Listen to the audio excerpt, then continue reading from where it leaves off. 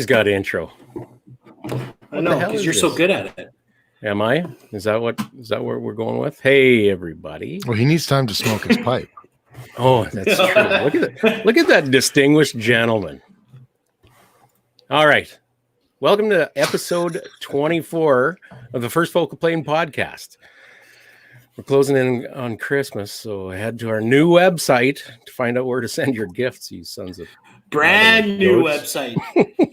It's still taking time to go circulate the World Wide Web. But it's marinating. If you go to... Yes. Well, not yet, but close. If you guys go to ffpp.ca and check it out, yeah, it's phenomenal. Shout out to Duncan and the guys at, mainly Duncan, at Boomstick Media for all the help with that. It looks phenomenal.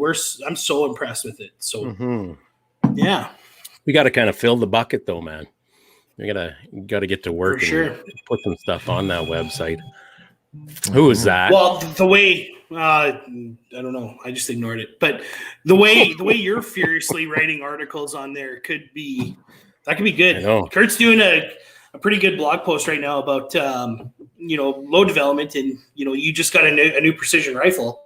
Now what? Yes, sir. Right? Yep. So phenomenal work, buddy. That's the thing. Too, Yeah, the introduction to that series of articles that I plan on writing is in there. I've got the second installment halfway ready. It's funny, you do these things, and it applies to so many things in life. You just do them every day, sort of thing, and you just know what you do, and you go about your business, and you never really put it down on paper or anything like that. And then when you get into something like that, when you decide to, you get into something like that, and you realize, holy crap, this is a bit of a deep hole. There's a lot in the noggin. I'm not saying it's good or bad, but there's a lot upstairs there that I'm applying every day. Congratulations, you're now a journaler. Is that all it takes? The blog is just a journal that you let everyone else read. Oh, well. Dear Diary. Yes. Dear Diary, today I am going to resize some 6.5 rooster shells and try not to fuck them up. And close this, yes. All right. Where do we go from here?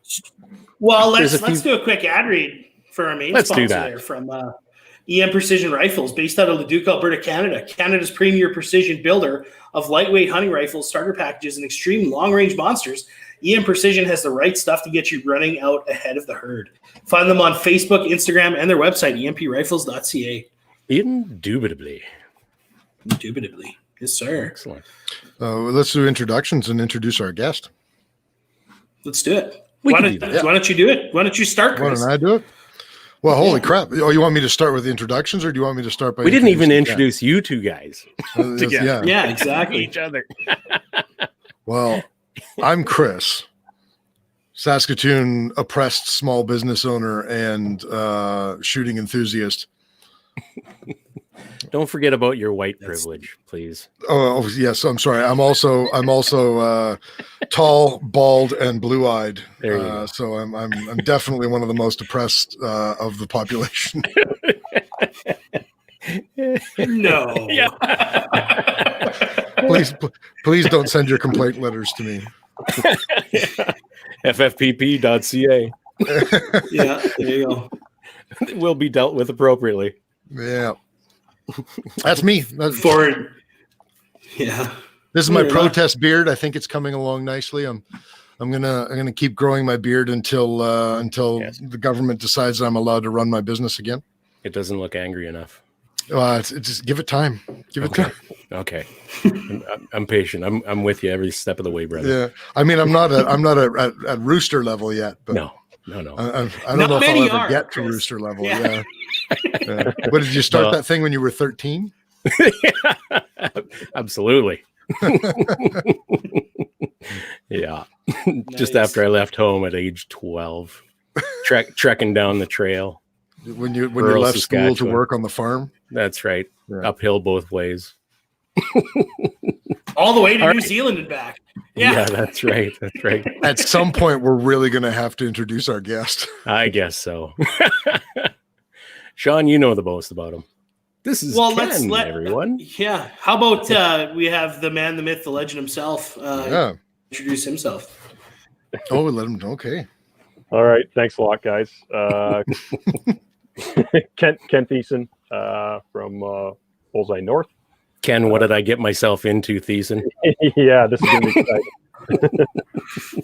But happy you guys invited me on, and yeah, it's looking forward to tonight. Awesome. We're glad you're here. Nice. Thanks, guys.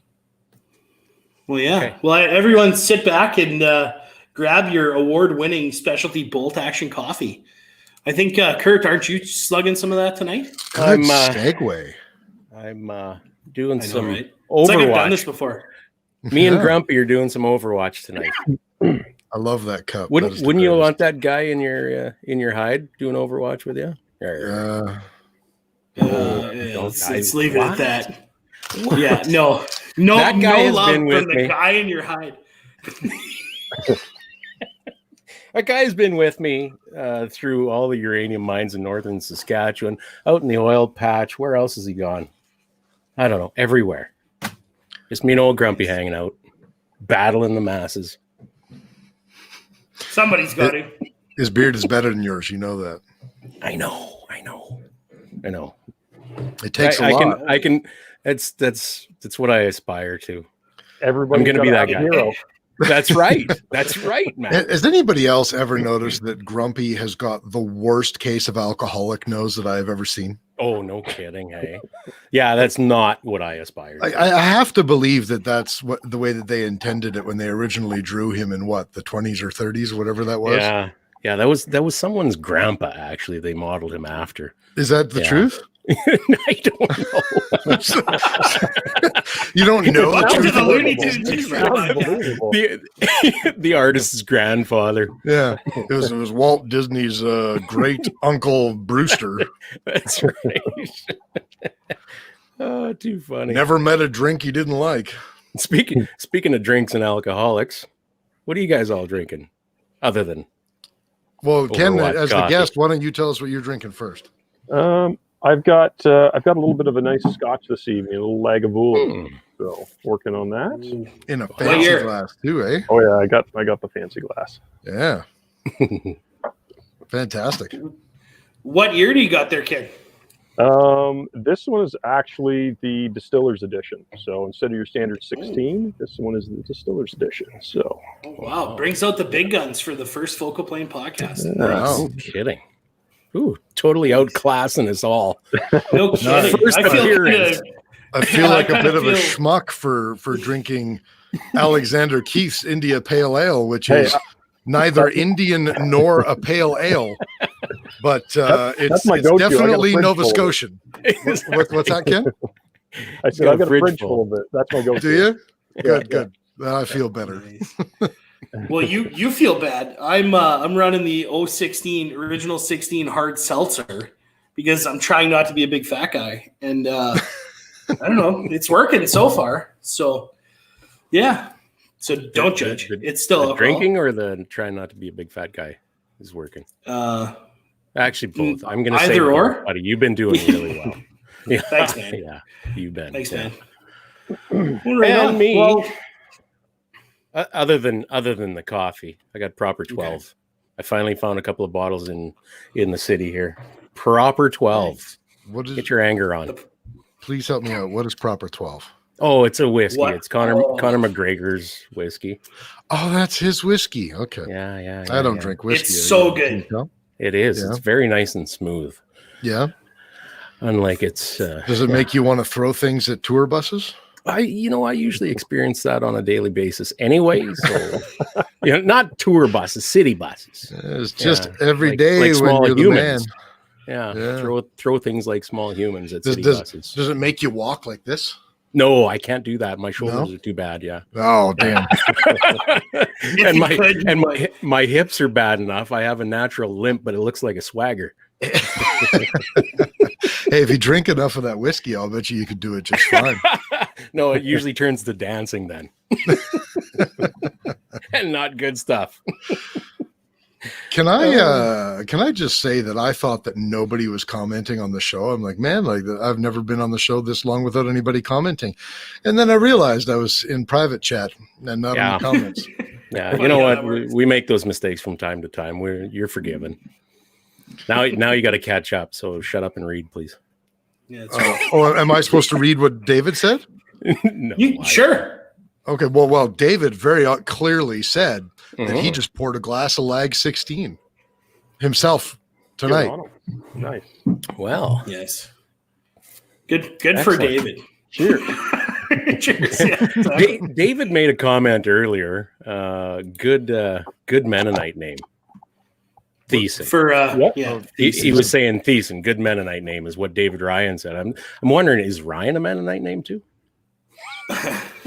Well, that's actually not his name. But we will go from there. I think we'll keep that a secret. David Ryan, all by myself. Yeah, best way to drink. Yeah, over 30. Well, guys, you don't have to be over 30 to get better at shooting. You can just take a call sign 6.6 course and learn how to read wind. I'm on fire Well done. Let him roll tonight, eh? Let him roll. That's right. Well, for those of you who live under a rock and haven't listened to the show before, Call Sign 6.6, they're a veterans-based organization founded to facilitate multi-generational passage of information. I should learn how to read the proper sentences. Ballistic applications, R&D, and shooter development, whose collective function is morally motivated and experience-based. Welcome to the Brotherhood. So check them out, callsign66.ca. With COVID, they don't really have a ton of courses going on, but we'll see if that subsides. And if there are courses coming up, we will highlight them on the show. So they should be getting going back again pretty soon here. I mean, our prime minister has promised us all vaccines by sometime in 2027. Yeah. So yeah, the future's looking bright, I'm telling you. Yeah. Whew, optimistic. Yeah, I was reading the news today. I had to wear shades. Oh, man. Speaking of cool dudes, let's get into our guest here, Mr. Yeah. Is it Thiessen or Thiessen? Thiessen. Thiessen. There you go. So, Ken, you kind of touched on Manitoba, for God's sake.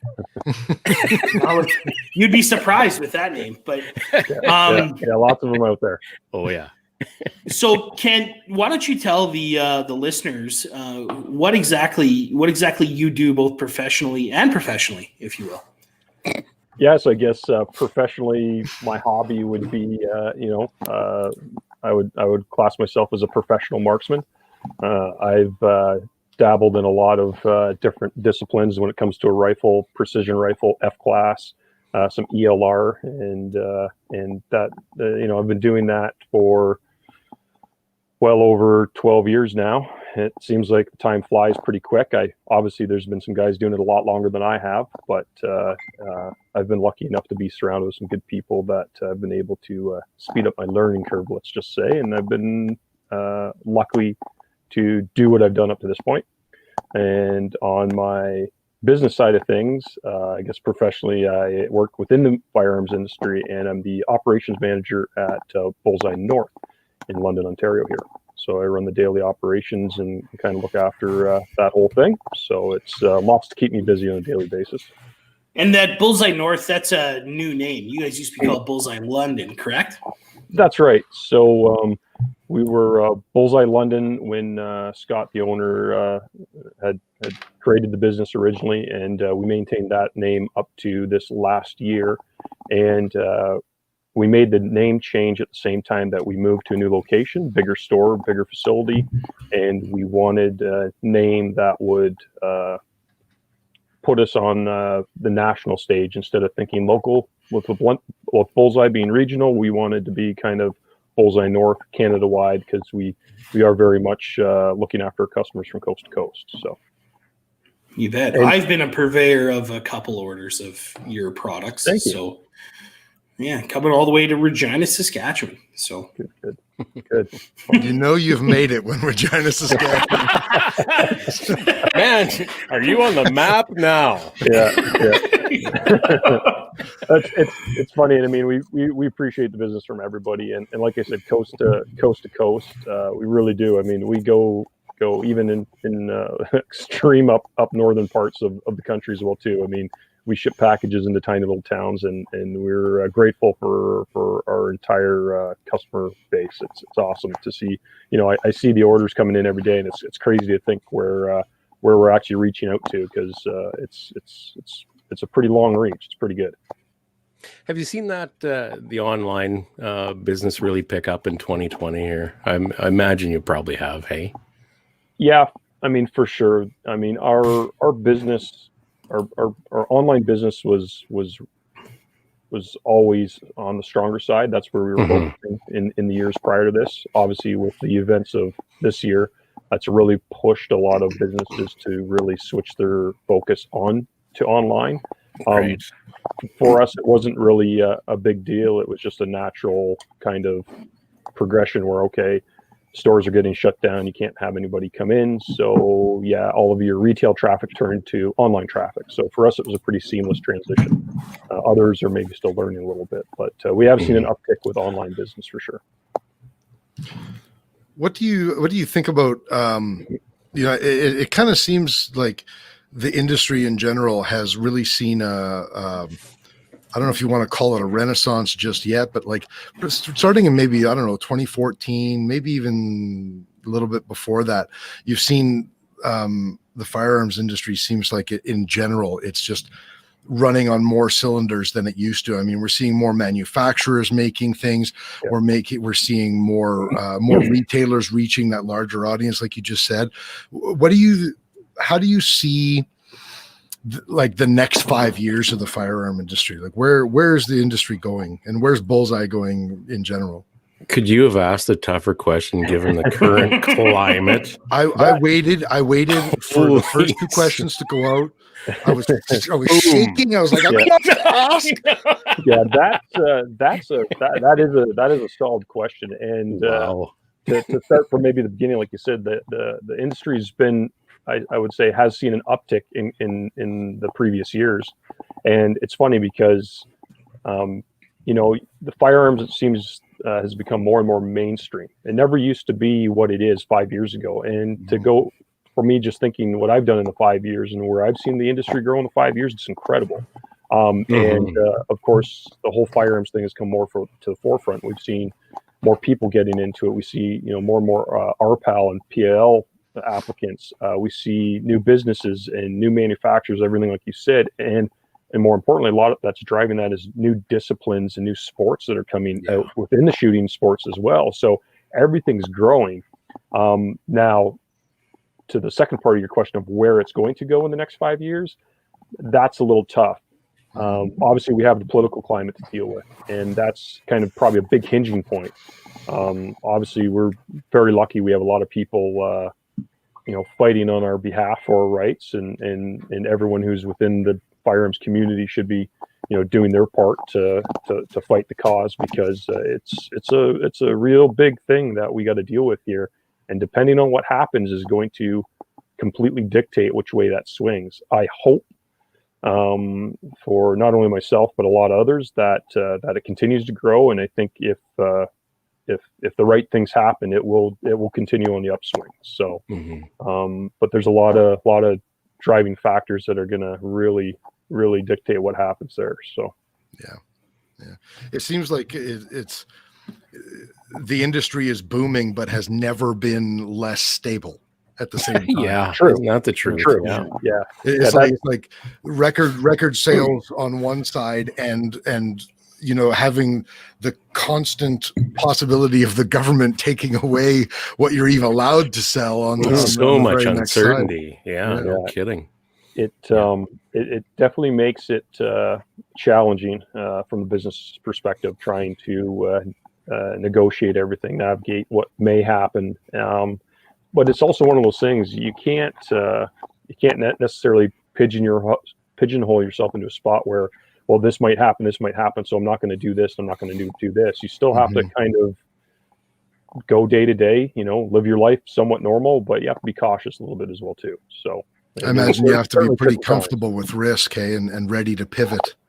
Yeah, there's certainly some risk involved, and obviously with the OIC that happened this year, that certainly changed business models for a lot of people. That stuck a lot of businesses with some inventory that's now stale. It's a paperweight essentially. So we're sitting on inventory just like a lot of other people are, that we can't do anything with because somebody's got to make up their mind what's going to happen.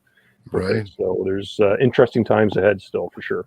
So what do you think is going to happen with the OIC? Is that because the CCFR filed the injunction to have it stayed until more evidence can be provided? Do you think that's going to go through, or what do you foresee? I mean, it's a tough thing to try and think about, because we could sit here and we could speculate and we can guess and we could think up 1,000 different scenarios of what may happen, and until something actually happens and then it's solid, then we know what direction we have to move in. So very true. It is a little bit of a tricky thing to try and forecast, for sure. I mean, hopefully for us, it works in our favor, and it almost has to set a precedent so that this can't keep happening. So it's one of those things that we really got to push to make sure that it swings in our favor, because we're in a world of hurt if it doesn't. Well, exactly. You can speculate all you want. It just evidence speaks volumes, and we'll see what happens. Right? Who needs evidence when you're a liberal? Well, yeah, and right now it seems like that they're stomping their feet, getting pouty, and they're just doing, well, I want to do this, and this is what we're going to do, and that's how we're going to make it happen for now. It's like a 3-year-old having a temper tantrum. So, exactly. Hopefully it comes back to bite them. Fingers crossed, right? So we can only hope, but unfortunately, what's been going on with COVID, it's at least federally, it seems to have served to only turn a minority government back into a majority government. Yeah, and it's exactly that. It was funny. I was thinking about that the other day. It's like, if we go back to when the election happened, you go, okay, well, it's a minority. It's like, okay, it's not as bad as it could be. And now it's like, how the hell is he getting away with all this stuff? It doesn't make sense whatsoever, but he's certainly made the cards play in his favor. Well, he's definitely pandering to his base, and at the moment his base is quite substantial in that Laurentian triangle, and then the uneducated public, right? So they're really paying on emotions and fears right now. And what I don't get is the public. That's the problem. That's up to us. That's up not only gun owners, but just general public. I mean, educate the people. Mm-hmm. What I don't understand is regardless of who he's pandering to, where in the hell is the opposition doing their fucking jobs? Like, and everybody's just standing by and going, look at that. Wow, geez. Well, I don't think that's right. Trying. But when they put forward a proposition for a vote, and the mandate is, it's a conservative motion, vote against it. Doesn't matter what it is. It's tough to do anything, right? So anyway. Yeah, but I don't think there's nearly as much squawk in the opposition as there needs to be. Honestly, politics has changed a lot. It's like everybody's just kind of coasting. Well, let's dive into a topic a little more non-political. If you want to call it that. Yeah, exactly. Ken, you kind of touched on your pro shooting career. Can you let's unpack that a little bit. So you shoot F-class, ELR. You're a PRS guy too, correct? Yeah, PRS. Yeah. And you shoot for Team KDEX, right? Yes. So I am pro staff with KDEX Defense, Vortex Optics, and Horny as well. So I've got some great people that are supporting me, and there's a long list of others that have been helping me along my way. But it sounds like you've got some good tiny little startup companies that have shown some faith in your shooting abilities. Gotta start with the little guy. Yeah. But yeah, it's when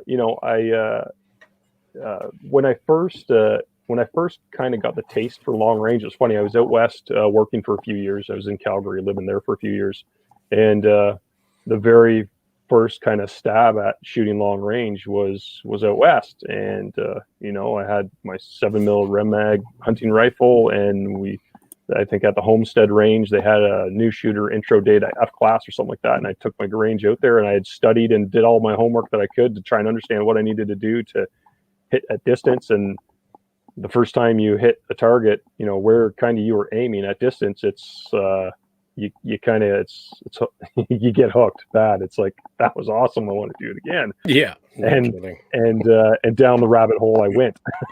So when I had moved back to Ontario, basically I had continued to search out for places to shoot and how to get into it and how to keep active in that, and started out doing a lot of precision rifle with the Ontario Rifle Association, at Base Borden and Connaught Range in Ottawa, things like that. And, met up with a lot of good people, and have been fortunate enough to make a lot of friends and acquaintances and people that have helped me and shorten my learning curve to get me, my skill set where it is. And it just exploded from there. It went from precision rifle with the ORA to the F class and being a member of the Canadian F class team, and going down to the States, traveling and doing the precision rifle series kind of stuff, and helping the guys bring that to Canada.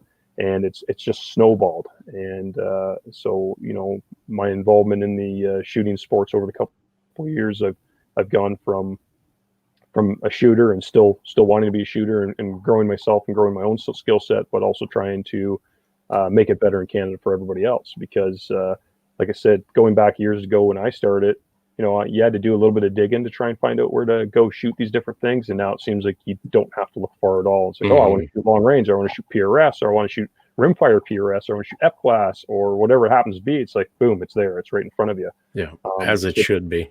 Yeah, exactly. And it's been great to see that progress over the years. And, I've been lucky enough to I've put in a lot of time and effort myself, and traveling and things like that, to hone my skill set to do what I've been able to do. And I'm quite fortunate for that. Very nice. good. Well, yeah. You definitely didn't get there overnight. It takes, a lot of hard work. Like, how long do you think, or what's your time like that you put in a week to stay at that level?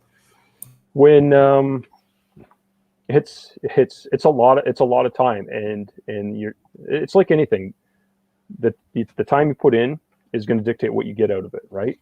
So you don't put in any training, you don't even put in any practice, you don't do anything, and you just go to a match to shoot. That's great if you just go to a match and shoot to have fun, but don't expect to progress as a shooter and to expand your skill set and get better and hone those skills. So if I go back to 2017, where they had the World Championships for F class held in Connaught Range in Ottawa, and that prior season, so 2016, and then as well, basically into 2017 and into August, when we had the World's match.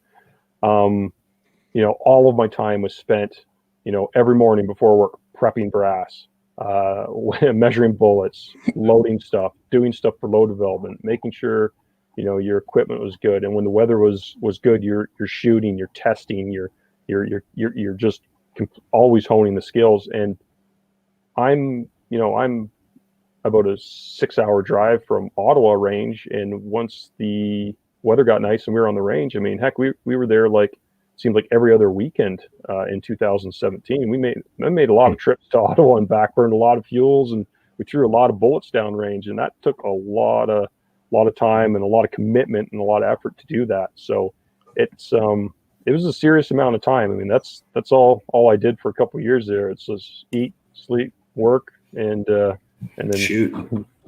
Yeah, exactly. So now, when you were at the range, were you just sitting there plinking at 100 yards, or what were you doing to kind of challenge yourself?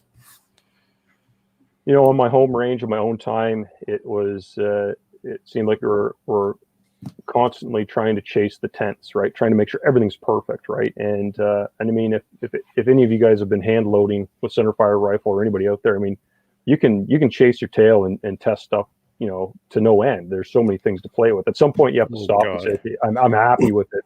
This is working, right? And you have to be smart enough to do that. But spend a lot of time on my home range. You know, I'm fortunate enough, I'm right around the corner from one of my local ranges, which has a 300-meter range. I also have access to some private property where we can shoot, you know, multiple 100 yards out to 1,000 yards if need be, depending on the crop layout. So, nice. You know, a lot of that is just, you know, was testing. A lot of it was just, you know, honing skills, make sure, you know, I'm comfortable behind the gun. Obviously, I know my equipment's working. You know, when you practice your wind reading skills and mirage reading skills, all that type of stuff, set up, it's so many little tiny things that add up to a big thing. And you have to do all those tiny things perfectly every time in order for it to work. So the more time you spend up behind a firearm, it doesn't matter whether it's a long gun or a carbine or a pistol, you know, the more time you spend behind it and you're comfortable with it, just soon becomes like, it feels like an extension of your body, and you just know what it is. And you can do so much more stuff subconsciously where you can really focus on the little things that matters, right? And with a long range game, you know, it's wind, it's reading the wind, it's reading the mirage, the conditions, paying attention to your surroundings, you know, what's going on right out there. And so there's a lot of stuff that you learn. And the more time you spend on the range, you know, you do it with a purpose. Just, you know, sure, guys can go to the range and say, oh, well, I went to the range and I shot off 200 rounds of 6.5 this week. I'm like, okay, but were those 200 rounds you shot off, were they done with purpose? Like, were you? That's a big thing, you know, like Cappy from Call Sign 66 came on a few episodes to tell us about exactly that. Go with a plan. Mm-hmm. And there's so many guys, I like, definitely the majority of guys go out to the range and a lot of them are just happy to be there and they just want to blast. If we go and make hits at 800, that's great. But they don't necessarily have a plan. And I'm as guilty of it as anyone, I'm sure. But that going with a plan is so important. I mean, I guess it depends on what you want to do with your day and what you want to do with the future of your shooting, I guess. But really what you're talking about there is purposeful practice. And it's, yes, sir. Everybody knows enough to reference the 10,000 hour rule, but nobody actually knows what the 10,000 hour rule is. And it's all based on purposeful practice, is that there has to be a focus to what you're doing, and you have to keep your mind on what you're doing in order for those 10,000 hours to count. Talking about skills development and frankly, you know, the firearms industry, or not industry, but the firearms culture being what it is in terms of organized instruction, or largely the lack thereof. There's few organizations really excelling at that. But it's, you know, shooting is kind of like you either find a mentor, or you just keep doing it wrong until you figure out how to do it right. Did you seek a mentor? Do you have a mentor? How do you look to learn new skills? Yeah, it's funny because, you know, I have a mentor, and I don't know if I was looking for him on purpose, but I'd say we kind of found each other, and it's crazy to think that. And it goes back to that's sweet. It's like finding your long lost love, right? Our eyes locked from across the range. But it is funny because it was exactly that. It was nothing that I expected, and it was nothing that I had thought about. I was chasing that hard at first, but when I moved back to Ontario and I was reaching out trying to figure out where I could shoot, and I stumbled across the Ontario Rifle Association. I had found out that there was a gentleman that was doing long range winter training clinics, you know, and it was a lot of in-class stuff. And the gentleman's name is Bob Raymond, and who's now a very, very good friend of mine. And I would consider him my mentor. And he was the instructor of these clinics, and he had been shooting F-class for years. And he was in the long range, and I signed up for his intro classes, and I went to every one, and I listened and took notes, and I performed. And I was like, well, that was good. And I'm going to do it again next year when he did it. And so it's like, well, you've already done all this stuff. It's like, yeah, but I want to reabsorb it and I want to keep doing it. Yeah. You shut up and take my money. That's exactly it. And so, and keeping in contact with him, and then the relationship grows. And I mean, still to this day, I mean, we're talking about, this is something that happened back in, 2010. So, I mean, I still talk to him every week. Right. And he's a big reason of how I progressed so fast, because he was an individual that was willing to teach people. He was willing to bring new shooters on and try to elevate his students above him. And I was a lucky enough person to be able to take advantage of that and work with him and really shorten my learning curve. And, through him, I was able to meet a lot of other very good people. People, like you say, when they're talking, you shut up and listen. If you're smart, you just sit there and listen and you absorb it. And how many times we talked about this, Sean? Well, every time I open my mouth anyway. That's because every time you open your mouth, I feel the need to interject. Oh, there you go. But it's always good to find that Mr. Miyagi type, the one that'll take you under their wing and give you access to opportunities that you necessarily didn't have. That's right. And sharing the information, right? I mean, he obviously been doing a lot longer than I had, so instead of me finding out the hard way and doing it wrong 1,000 times, if you're smart enough, you listen and then just do it right 1,000 times, and you're that much farther ahead, that much quicker. And so I definitely a portion of my success is due to that for sure. And then of course meeting all the great people along the way. Myself and my good friend Ryan McLean, who is works for KDEX now. We've shot together for years, and we're great friends. We talk daily as well, right? And he was one of the acquaintances that I met with because of Bob, right? So yeah, sorry, Chris, we've had Ryan on the show, and he speaks very highly of different individuals in the shooting community, and he had to start somewhere too. We all had, Yep, that's right. Yeah, that's right. This question from Mike here kind of sounds like this might be a one-time in Bangkok story. I don't know, but no, yeah, the Chu brothers. I don't know who the Chu brothers are. Tell us. Excellent. The Chu brothers. The Chu brothers. I will describe them as the mad scientists in the basement that just build phenomenal firearms. And they were one of the other people that were a reason for my success. It's hard to find good gunsmiths out there, and there's a few scattered across the country, and the people know who they are, and there's a handful of them that are out there, and they are one of the good ones in the group, but also not only that, phenomenal shooters themselves. And once again, guys that are just willing to share all of their information to anybody. I mean, they don't hesitate. They would give you the shirts off their back, and the guys are awesome, and certainly helped me along the way as well too. And obviously, they were coaches for the Canadian F-class team as well too, and were very successful in their own rights in not only precision rifle but F-class. I mean, the guys are phenomenal. So really cool guys. One of Ontario's best kept secrets, maybe. Not much of a secret if you're at all around that. Not anymore.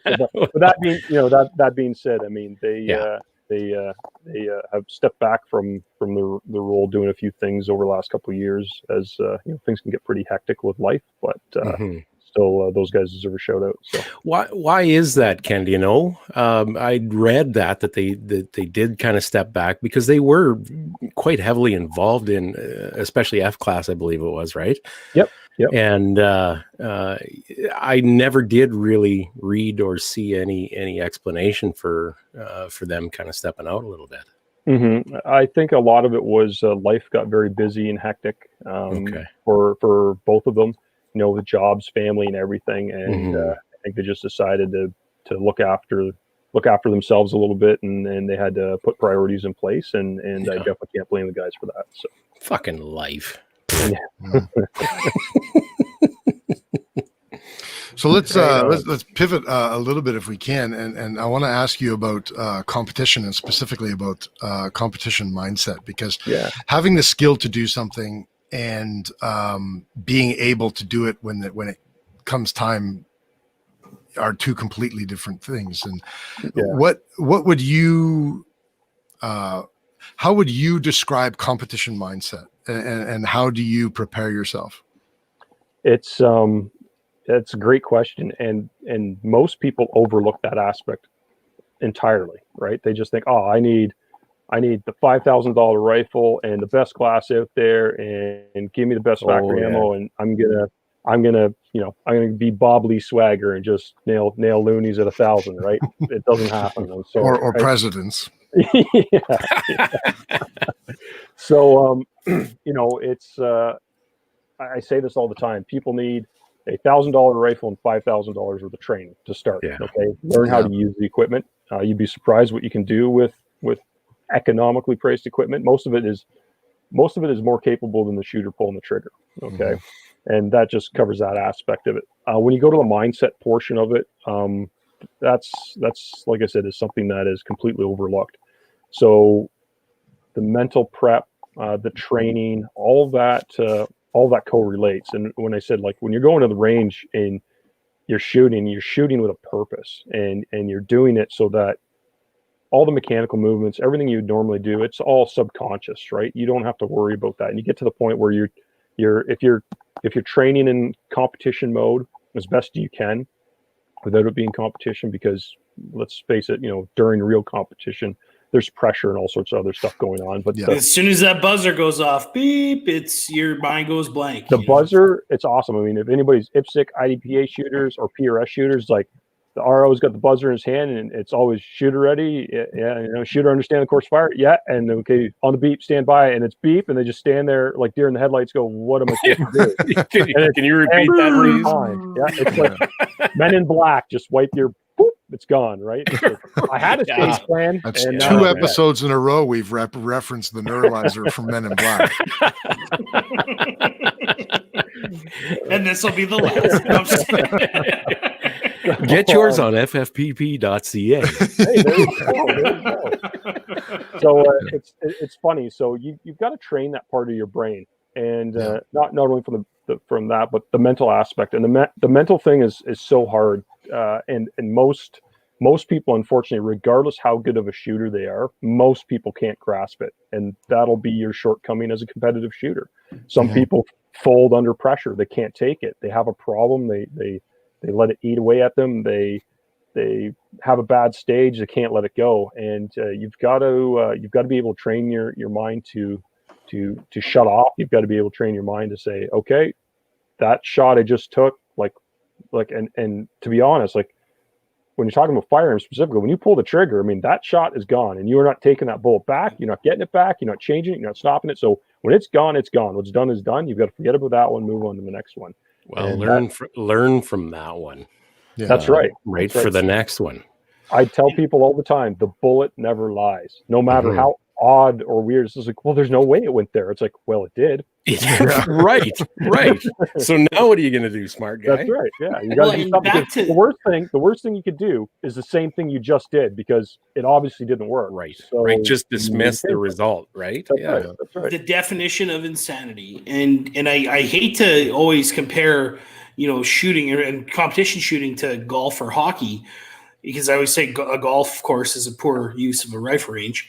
But it's like golf, and you take a bad shot, and you gotta forget it, and you just gotta move on. Same as a goalie, you let in a bad goal, and you can't dwell on it because it's gonna screw up your whole game, right? Yeah. So and it's funny because that the golf thing with the shooting, I mean, I hear that from multiple people, and I'm going to give away this gold nugget, and hopefully there's lots of people listening. They can take this, because you heard it here first, people. If you want a really good thing to train your mental aspect, your mental game, you're going to look up an individual by the name of Lanny Bassam, and he's got a book called Winning in Mind, and it's going to be the best money you've ever spent. You can get an audio book, you can get it. That's just going to be my shameless plug, but I have that thing on audiobook, and I've listened to it I don't know how many times.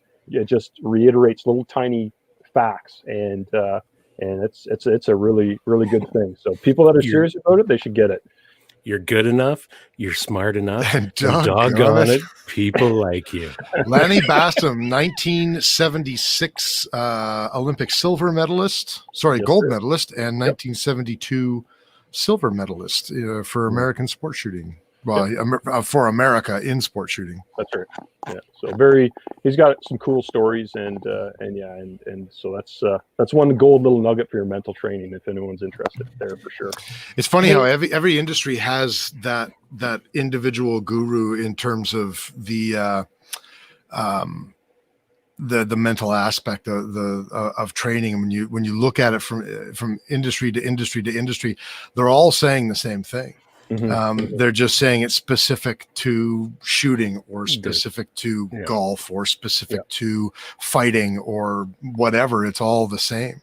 Yeah. And I think you're absolutely right that the mindset, you don't have to be the most skilled shooter to win a match. You have to be the most mentally prepared, let's say, shooter. Yeah.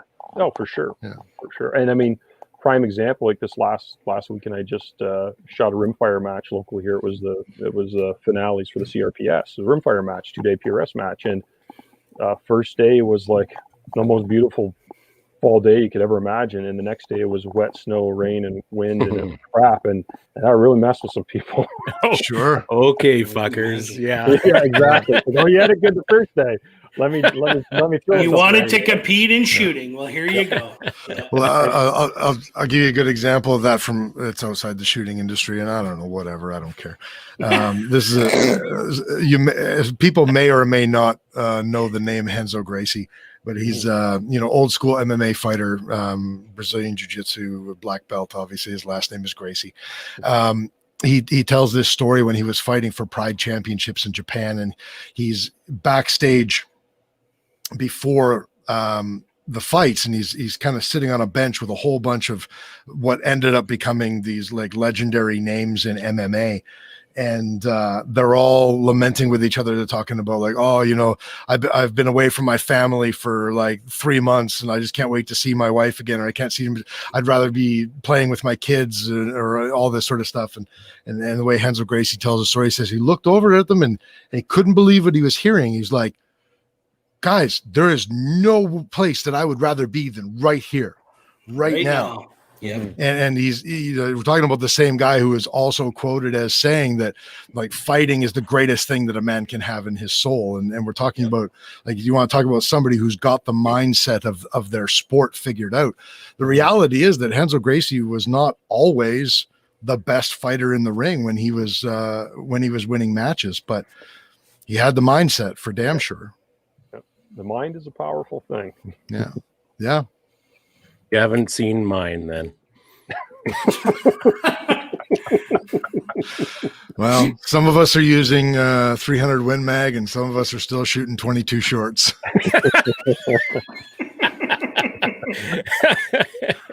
So backing up a bit, Ken, you said you're sponsored by Horny, correct?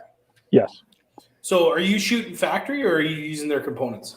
I am using their components. Thankfully, with the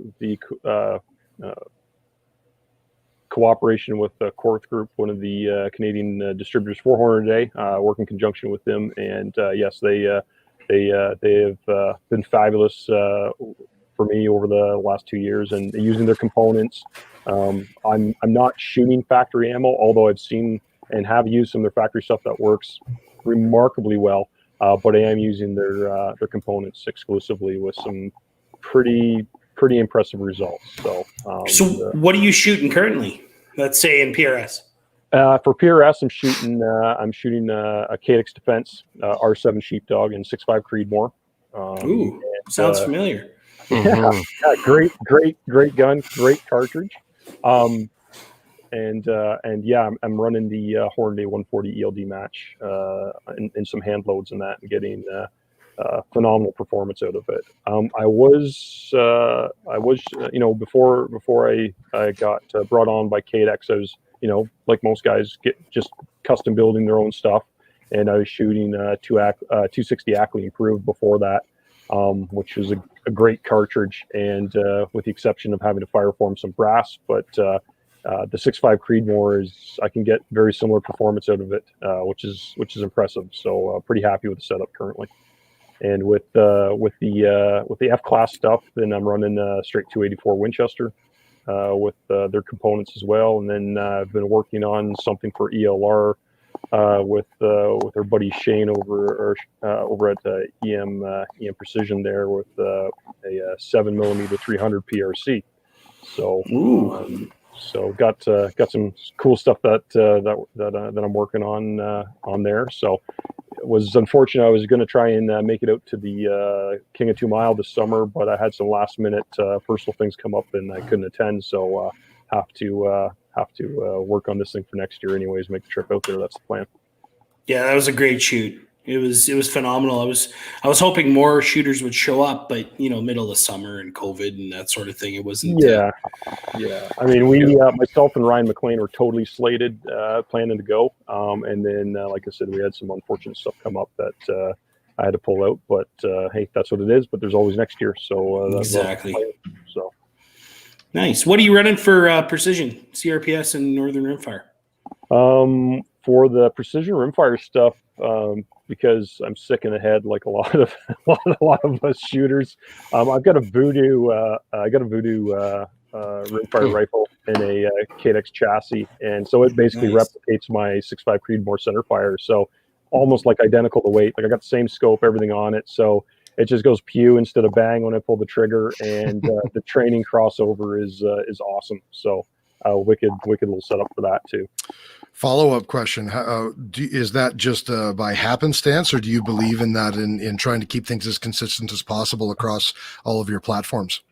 When I was looking at, investing a little bit more into training and specifically with Rimfire, I think it was prudent to have the two platforms match as close as possible, because like I said, when I get down behind a gun, it feels exactly like my Centerfire rifle. So everything I'm doing, positional movement, rifle balance, weight, feel, all of that, it all translates over to what I'd be doing with the Centerfire, other than I've got a little more recoil to deal with, and that's it. So I purposely built them like that to maximize the training and the shooting that I'm doing with Rimfire. Obviously, Rimfire is great. It's a lot cheaper sending rounds down range than the Centerfire stuff. It saves on barrel life. I can get really good practice just by shooting 300 meters with a 22 instead of trying to find 1,000 yards to shoot the 6.5 Creedmoor, right? So, so the crossover is pretty good when it comes between the two. So, and that's the reason why I just made them identical. And I think if you can do that with anything, if you can make your practice components very much like your match components, it's certainly going to help you, because then there's not that change. It's like, oh, well, my practice gun is like this and I got to do it like this instead. And then when you go to your match gun, it's like, well, it's not the same. And that's where that, mental repetition of things, getting everything dialed in comes into. So right. A lot of the argument that I've come across using Rimfire for your practice rig is there's a lot to do with it, especially in a game like PRS, recoil management and spotting your shots and spotting your trace, all that kind of stuff. How do you, again, I suppose it's probably all mental, but how do you sort of replicate that, I guess, or deal with that lack of those parts of the game? Yeah, and I mean there's certainly lack of recoil, and with the 22, it's kind of a tricky balance, because I want to say you can get away with being a little sloppy on a position with the 22 because you don't have to deal with the recoil, so you can maybe don't have 100% perfect position behind a gun, and you can get away with that. You can stay on target, you'll be able to see a splash, you might be able to do whatever you need to do. When it comes to the Centerfire, it's not as forgiving. That's why you try and set up your Centerfire equipment as best as possible. But the only way to do it is to still train with your Centerfire rifle. I mean, if you're putting in a ton of training time with Centerfire, make sure you put in a little bit of time with your Centerfire rifle as well. So your brain remembers like, hey, yeah, I'm on the big gun now. I got to make sure that I am 100% perfect in this spot, or I'm going to have an issue. I think that's what some guys dismiss, is that I think when they hear about or read about guys using their 22s as trainers, that they don't think about the guy actually going back onto the Centerfire and picking up the ball where the Rimfire left off for a portion of their range trip. Yeah. Very, very important. And depending on the setup too, like lots of Rimfire rifles, I mean, they don't have the bolt throw Centerfire rifle does, right? Mm-hmm. I've seen guys do it. They put in like tons of time on the Rimfire rifle, and they're working, a tiny bolt with short throw, and then they get on the short stroke everything. then you get on the Centerfire gun, and they're short stroking the bolt, and they're having feed issues, and they can't figure out why. It's like, well, remember, take that thing all the way back to the bolt stop, and then go forward, right? You're right. And that's why it's important to do both. So I've never fired the Voodoo. I know a couple guys, Chris, at the Regina Maple Seed were running them. Yeah. But Ken, you're saying the manual of arms, being that it's a bolt gun, is very similar to the Sheepdog in the sense that that's what you're running, and then the Voodoo has the same bolt throw and that sort of thing. Yeah, the Voodoo is so much like your 700 footprint. Much like the Sheepdog is. Mind you, the Sheepdog has a little bit shorter bolt throw, but and bolt lift, but the Voodoo is so close where it's doing you're moving the bolt in a further stroke than you would say something in like a Savage Mark II or something like that. Interesting. Yeah, Mike. Sorry, Mike, but Tridinic. Yep. Dry fire helps with muscle memory. Absolutely. Huge. That's another thing that so, and you know what, I was the same way when I started out with my precision rifles, that dry fire thing, and not knowing what to look for initially, you think, what the fuck is there to this? This is a waste of time. Once you get once you start to figure out what it's all about, it's pretty damn big, actually. It's pretty important. Yeah, no, it's huge. I'm a huge proponent of dry firing, and I tell people all the time, they're like, well, what do you do in the winter? It's like, well, yeah, it's dark at 5 and it's crappy weather, and I lay on the floor in my living room and I dry fire, and you don't have to dry fire all night. Like it's 10 minutes, like do it 10 minutes a night. Every night, that's all you need. But the neighbors get a little tense, but screw them. But your dry fire close your drapes. That's what I'm missing. Actually, it's a form of dissuading potential visitors. I just walked through my house in front of my windows naked to do that. Well. But yeah, the dry firing component of it, when you do it, I mean, do it with purpose, the same as you would going to the range, right? I mean, if true story, just to hear the firing pin drop 100 times, then okay, well, you do know it's no different than going to the range and just making noise, right? So the same thing, do it with purpose, do it with a plan. So okay, what am I going to do? Well, I'm going to dry fire for 10 minutes, and I'm going to make sure that I'm doing that absolutely everything perfect. My breathing, my trigger press, my sight picture, and I'm breaking that shot on that spot every time. And I know that I did it perfect every time. And if you didn't, be honest with yourself. Don't lie to yourself. Go, okay, I didn't do it right that time. Well, why didn't I do it right? Do it like this time. Yeah, did you just see Doug's? Yeah, they got distracted. Man, Doug, shitty timing because Ken was saying something important. Okay, for those of you listening on the podcast networks, a friend of the show, Doug Rodenbush, always comes through in the clutch with a comment. He says, "At my age, it's pretty much all dry fire." Practice, Doug. Well, back to the outside of that dry fire. That's how people get very prominent at pistol shooting. Is and not just standing there in front of the TV and picking. Okay, there's a guy on this TV, there's a guy on this TV, or that spot of the TV. Yep. There's actually a company, and I can't remember the name of it for the life of me, but they make little IPSC miniatures. And you can aim, and they're scaled down to distance. So if you stand 7 yards away or 5 yards away, it's like you're shooting at 10, 15, 25.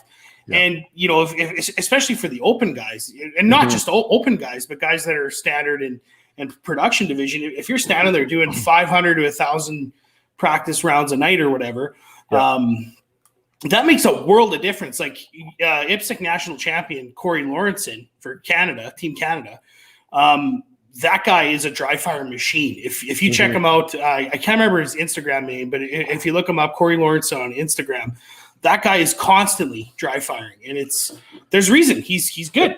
You know? Did you guys ever see the T-Rex arms?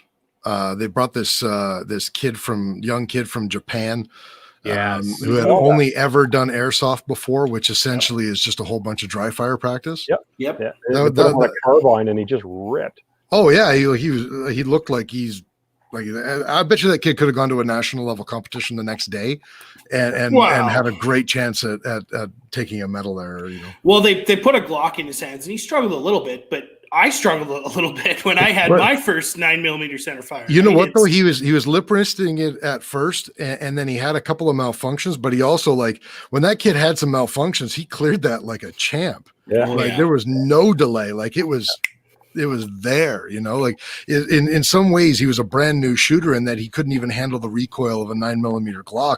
But in other ways, when he had a malfunction, he had it cleared before anybody even knew that he had a malfunction, you know? Yeah. And it's funny because you talk about, you know, mag changes and clearing malfunctions in pistol. And it's funny because guys don't practice that on a rifle, and you should. Because, especially some of the stages with PRS specifically, it's awesome because the match directors, you know, they're only limited by their imagination on how they can set up stages, and lots of them are dictating mag changes now, or you may have a mag change because, you know, you had a cartridge issue, or you were a dummy and you short stroke the bolt and you got a double feed, and you've got to be able to clear those on the clock under time. And I see it, guys. You know, guys on bulk gun, they fumble forever. And when you're talking about trying to do a stage in a minute 30 seconds is your part time, and you're fumbling with a mag for 30 seconds trying to clear it. I mean, it doesn't end well. You know, it's funny in the fight world. I always analogize that to being a cat or a dog running into a screen door. If you've ever seen a dog run into a screen door, and then he tucks his tail between his legs and his head is down, and he's like, "Oh, I'm such an idiot! What the?" You know, nobody's fixing the problem. He's just like, "Oh my goodness!" You know, you see a cat run into a screen door, and immediately he's strutting around like he fucking meant to do it. You know, to me, it'd be the same thing with shooting as it is with fighting, and that's what I tell people is like, if you make a mistake, if you slip left into a hook because you should have slipped right. You got to shake that off. You got to be the cat running into the screen door. It's the same thing if you got a malfunction in shooting. If you're like, "Oh, geez, I short stroke that," and all you're thinking about is your mistake, you're not fixing the mistake. Yeah, exactly. It's over at that point, right? So, and that comes down to the training and the mental prep, right? You know, like, and we tell guys, you know, with some of the clinics and stuff that we put on, telling new shooters, like, go to the stage with a plan and then execute the plan, and then have a backup plan because something will happen to your first plan. Francois had an interesting comment here. And again, I don't know. I relate everything to what I do for a living. So I'm just going to do it again, and I don't give a shit. But he's talking about setting up a camera to practice and self-monitor. Body position helps too. We're always encouraging people in fighting to shadow box in front of a mirror. So you can watch yourself. We're always filming sparring sessions so that you can see what's going. It's the same idea here, setting up a camera, watching yourself dry fire, or even watching yourself live fire. Because self-reflection is so important to purposeful practice, right? I've done the same thing with kids baseball, you know, batting and throwing in that, especially when they're younger and they're still learning. You try and describe stuff to them, and they sort of kind of get a portion of it. You film them. I'm showing my age. Video them and then show them, and the lights just come on, man. It's a totally different perspective. Well, Ken, I don't know if you know, but Brian Bolivar had Earl Green on the Modern Rifleman Radio podcast, former podcast back in the day. They're no longer anymore, but they had Earl Green on from Phase Line Green Tactical, friend of the show, been on a couple times. And I've taken courses with Earl, but Earl's a huge proponent of, if you're a client of his, film yourself, send him the film, and he'll critique it, because your own worst enemy is yourself, unless Earl Green is telling you what you're doing wrong. True. And you know what? Sometimes it just takes somebody else looking at it, because you might be, tunnel vision, just looking at that certain thing, where someone has the whole picture and go, oh, you know what? Look, you did that there. And they go, oh yeah, you're right. I did do that there. Let's not do that. Or you're flinching, or you're whatever that you're not used to, and you've developed that bad habit. Definitely.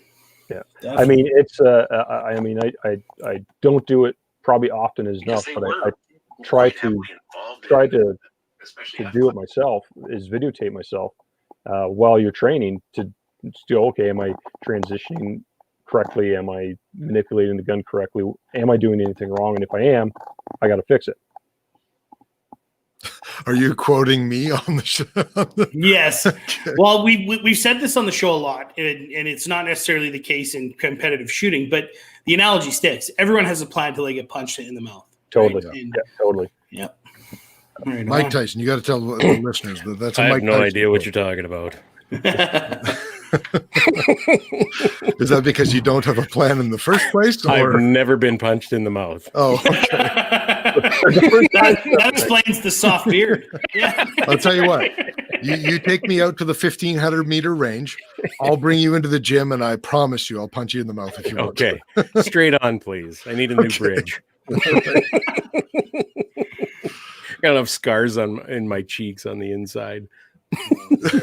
Well, that's just a nervous thing, biting the inside of your lip. That goes away.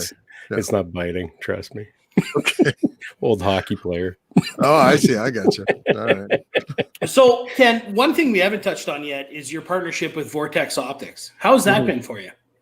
You know what? They've been awesome, and they've probably been helping me right from the beginning. And it's been a long relationship, actually. I mean, I met the rep when I first got into the industry, years ago, and people might think, oh, well, you're in the industry and you get all the free shit anyways, and you get all the swag. And I was like, no, man, like I bought optics, paid full retail for a long time before. I'm in Canada. This doesn't happen. before you build relationships, right? And I've had a long relationship for them, and I was lucky enough eventually they decided to bring me on as a pro staff, and I've been able to represent the company, which has been great, and they've been a phenomenal company to deal with, and yeah, they do a fantastic job on not only in Canada but the US as well. So super good company to work with. Peter Ray, the rep, and a bunch of the guys at the office in Guelph are fantastic. So definitely been one of my longtime supporters, and I'm thankful for that for sure. Nice. And what model of optic do you run on your PRS and your Rimfire gun? Because you said they're the same, right? That's right. So I do run the Razor Gen 2 on both of those setups, and it's a great optic. I mean, yeah, it's a high dollar optic, but like I tell guys, if you can't see it, you can't hit it. So I make sure I can see it. For sure. What magnification you're running on that? So that's the 4.5 to 27 model. So there's the misconception with a lot of guys that are getting into long range, like they think they need like these 80 power scopes to shoot a target at 1,000 yards, and I tell them you most certainly don't. Most times it kind of hinders what you're trying to do. I mean, I tell guys, like, I've shot a ton of stuff on 10 power to 1,000 yards, and they just look at you like you're got a third off. You're a liar. Yeah, exactly. I'm like, no, honest, like you can do it if you've done everything correct, and as long as you break the shot where the crosshair is pointed, it's going to go there every time, regardless of whether it's at 10 power or 60 power. That's right. And if people in Switzerland are doing competitions up to 600 meters with iron sights, it stands to reason we should be able to shoot out to a kilometer with lower power scopes. That's right. And And you know, with that optic specific, like say it's a 4.5 to 27 power range, and probably in a standard PRS setting, I'm probably normally, you know, mid range, like 12 power, 15 power ish, right? I'll crank it up to high power if I'm like prone position. All my targets are like in a row. I know exactly where they are. It's minimal movement. Then I'll probably use high power to get very precise, especially if I got to take a longer poke. But in most cases, I'm running medium range because I want that nice wide field of view, clear glass. You know, I can read the reticle fine and clear, and I can make any adjustments, you know, quickly, whether I'm using the reticle or have to turn a turret. So there's lots of benefits there. Well, Mikey says, I have a 5 to 25 and I run on average at 12 power. I want field of view and to spot my hits or misses. And you know what I've found too, when you're running a lower magnification is your ability to transition to like your environmentals. If you want to, if you want to look outside your scope, right, you see what the hell that grass is doing, or that tree over there, or the flag, or whatever the hell, and it's an much easier transition just to cock your eye over this way, and then come back to your scope and let loose the next shot, right? Yeah, for sure. And it's funny because I remember the very first match we put on in Meaford, the first PRS match we did, and I was an RO on stages, and of course PRS was very, very new to Canada because that was the very first match that had ever been done like that before. And so unless you were a shooter like myself and a few others that actually made the time and effort and travel stateside, I mean, you didn't really know what you're getting into. And I watched so many guys like time out in stages because they had their optic cranked at full power and they couldn't find the target at 350 yards to even get a shot off. I saw some poor bastard waste entire 2 minutes of a stage trying to find a target. He never got one round off because he couldn't see it. And you're like yelling at him like, turn the power down, dummy, but you can't. And you through it, right? It's great to see that target, you know, this big in your scope. That's right. But if you can't get the damn thing in your scope, what freaking use is it? For sure. Yeah, that's right. So what's did we go over your ELR rig? No, we didn't. I touched on it briefly, caliber wise. Yeah. So well, let's go. So yeah, we'll dive into that rabbit hole. Please.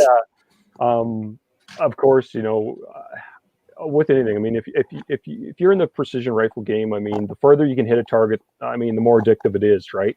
And 2 years ago, I think the first kind of ELR thing that we had going on in Canada was in Quebec at Valcartier on the base there, and I shot it was at that time it was the Cadex 2 kilometer match, right? And I was lucky enough to be shooting with my spotter Ryan McLean, and we had a good day, and I actually won that match with running my standard 284 Winchester at the time, and you know, pushing the limits of a 7mm cartridge out to 2 kilometers. I mean, it's pretty impressive, right? Yeah. And so that was kind of my first stab at it. It's like, okay, now it's like, well, I want to run a bigger 7mm, and stretch it out. And that was the plan this year for the King of 2 Mile coming to Canada, and that's where I kind of got the idea to, you know, I guess kind of compete in the light gun class, I guess you could call it, because they've got caliber restrictions, and now due to our lovely government, we have bigger caliber restrictions. But sticking with a bigger, faster 7mm cartridge was kind of appealing to me. You can't deny that the ballistics on these 7mm bullets out there now are incredible. So unfortunately, I can't take all the credit for coming up with the cartridge, but one of my PRS competitors down in the US had built a 7mm PRC. When Horny came out with the 300 PRC cartridge, he was like, well, why not neck it down to 7mm? Yeah, absolutely. Get some benefits, right? So, and that's exactly like barrel life. Yeah, like barrel life, right? Exactly. Now, I don't know how much barrel life I'm going to get out. This thing pushing it at the current velocities I've seen in testing, but they are impressive to least. So I ended up talking to Shane at EM Precision Rifle there, and he happened to have a reamer for exactly what I was looking for. So I thought it was fair enough to say, okay, can you do this for me? And so he chambered a barrel up for me, and And the plan was to have this thing built and take it to King of 2 Mile this year. Unfortunately, that didn't happen. But very cool cartridge, to be honest. Ooh. Running That over looks pointy as hell. Nice. 190 grain Horny A tip on that. And my initial load development has these things pushing almost 3,200 feet per second. That'll Jeepers. do. So Spudman was asking Yeah, you exactly. a little while ago whether you had used Hornady A tips. I guess that answers that Mhm. question. So initial load development has been very promising with that. Nice. That build is in a Cadex chassis as well, using their CDX 30 action, and which is the same rig I actually have that I use for my F class rig. So I taken the same gun that I had built for F class in 284 Winchester, and I had the guys chamber up the barrel for the 7mm 300. I got the Magnum bolt face, the appropriate bottom metal and magazine, and I have a switch barrel system with that gun. So that gun actually shoots 3 calibers. I can shoot it in 308 configuration. I can shoot it F class in my 284, and I can have it set up to shoot this 7mm 300 for ELR. That'll do, Donkey. Speaking of 308, Spudman is wondering if, in your opinion, Yeah. the 308 is still popular for long range shooting. Of course it is. Yeah, Of and course. I get asked this question all the time. It's like, oh well, 308 or 6.5 Creedmoor. And to be honest, I mean, if you're looking at buying match ammo for either one of those, 6.5 Creedmoor or 308, I mean, match ammo is going to cost you all the same. Okay, price for 308 match and 6.5 match is all the same. So if you're going to hand load, okay, well, your components show the cost of the components, and it is what it is. I always tell guys, I mean, when I started this game, when I started into it, I was shooting a Remington 700, SPS Varmint, and 308, and I shot that rifle for a long time, and I shot, long range with it for a long time. And I tell guys, if you can shoot a 308 at 1,000 yards, and you get reading the wind and handling the recoil and do all of that, when you switch to a 6.5mm cartridge, it feels like you're cheating. Like, and I remember when we made the switch, and it's like, you go from looking at, that target at 600 yards and go, okay, well, I need to put 3 minutes of left wind on, and you pull the trigger and it went 3 minutes left on the target and go, I guess I didn't really need that 3 minutes, or you need half of it, right? Or you see the little change, you go, well, normally I'd compensate for that, and these things will just shoot straight through it. Yeah. And I would say my wind reading capabilities came from shooting the 308 at long range for a long time. And then you just try and stay on top of it and learn the cartridge that you're shooting and how it reacts, right? And so I'm still a fan of 308. Yep. I get that question a lot too. I want to get into this game. What calibers should I shoot? And I inevitably tell almost everyone, do you want to learn how to shoot, or do you just want to get there? Yep. If you just want to get there and you're not really interested in learning the dirty part of it, go with the 6.5 Creedmoor or any of the 6.5s, the 260, even the 6.5 by 55, shit like that. If you can handle some of the growing pains in that and really want to learn how to shoot, what it takes to really deal with conditions, go 308 and never look back. Shoot the living piss out of it and get your hot rod later at some time. That's exactly what I tell guys. 308 has got, you can find cheap ammo.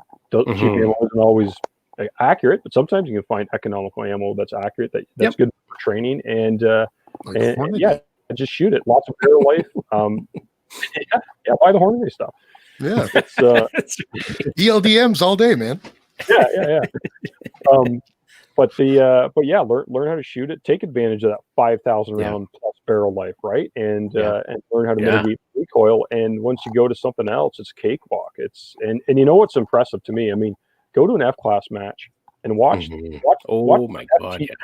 FTR shooters, right? Yeah. Watch those guys like those guys can read some wind, and they got skills, and they can do it, man, and it's a humbling experience to see what some of those guys do, because I can be on the line there with my open gun, and they can keep right up. And I've seen many times, Shoe Brothers, a prime example, running 308 and, high scores beat out the F Open guys, right?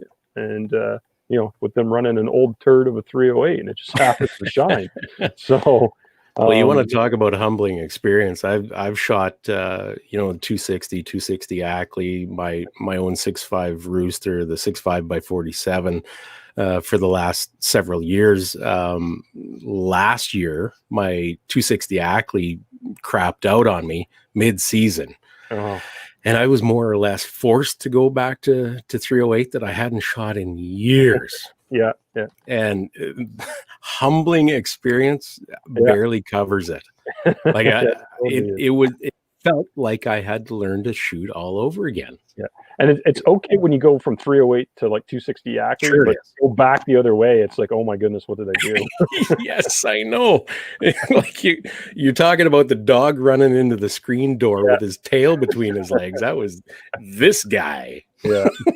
260 Ackley was one of my favorite calibers. And it's probably because that was the first custom rifle I built after I decided, okay, I got to the point where I knew that my equipment was holding me back. The Remington 700, the 308 wasn't doing it anymore. I had surpassed its skill set. And so it's like, I needed something else. And 260 Ackley was a bit popular at that time. And so I was like, yeah, let's do it. And yeah, I mean, that thing is just easy to shoot, easy to tune. I mean, it's just like laser beam accuracy at distance. It was effortless, it seemed like sometimes. And I've got shit hanging on my wall here with some stuff that I've shot with it. It's just it's awesome. So let me take it back to scopes just for a quick second here, because Luke was asking a little while ago with long range shooting scopes, is it beneficial to have illuminated or non? And follow-up question, why? So the majority of the scopes that I have all have an illumination function on them, and I never use them. And basically the reason is all the competitions are during daylight hours. You're in good, perfect light conditions. I've never once during a match, even in the most miserable conditions, rain, snow, cloud, whatever it happened to be, ever had needed to put illumination on. Now, if you were running, a low light match or in a hunting situation, then they absolutely are beneficial because I've used them there for sure. But in a standard match configuration, not a necessity to have. But what you see on the market, most of the higher end scopes in that price point have got the illumination because, dual purpose in mind, I guess competition, mil, LE, use in mind. So, yeah. You're getting burned over here, Kurt. I know. Just because you were there when the 308 was first released doesn't mean you need to be so loyal. Shane, you are such an asshole. Yeah, but you know what? The Ferrari might get you there faster, but you look cooler in the Model T. Yeah, chitty chitty bang bang, motherfucker.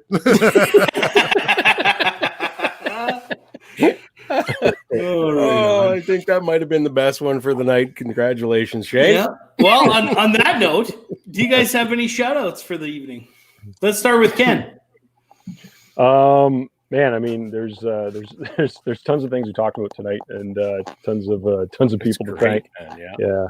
Obviously, I'll run down my list of people I want to thank real quick that have been supporting me and helping me out. And of course, that's Cadex Defense, Vortex, Horny and Korth Group, Bighorn Sales, Gary Eakin, Benchmark Barrels, Nanic Case, Under Armour, JR Targets, Spec Ops Coatings, Bullseye North, of course. I mean, my boss Scott, he lets me get away on the weekends and play when I can, and obviously gives me an awesome place to work. So I got to thank those guys for sure. So.